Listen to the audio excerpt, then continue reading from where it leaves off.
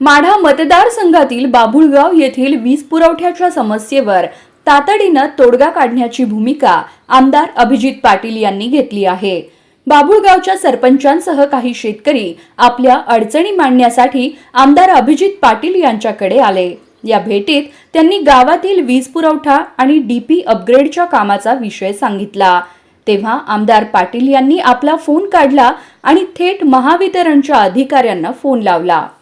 हे काम मागील दिवसांपासून प्रलंबित आहे। माजी आमदार बबनदादा शिंदे यांनीही याबाबत वारंवार फोन करून लक्ष घातले होते, पण अद्याप काहीच हालचाल नाही। आता मी आमदार आहे, मी कुठलीही सबब ऐकून घेणार नाही, हे काम तातडीने झालं पाहिजे अशा कडक शब्दात पाटलांनी संबंधित अधिकाऱ्यांना सूचना दिल्या। तसंच डीपी अपग्रेडच्या कामासंदर्भात अधिकाऱ्यांनी लवकरात लवकर अहवाल द्यावा आणि प्रत्यक्षात अंमलबजावणी व्हावी याची खात्री करण्याचे आदेशही पाटलांनी दिले। दरम्यान आता अभिजित पाटलांच्या सूचना अधिकारी ऐकणार का? बाभुळगावच्या वीज समस्या आणि डीपीचा प्रश्न मार्गी लागणार का? हे पाहावं लागेल।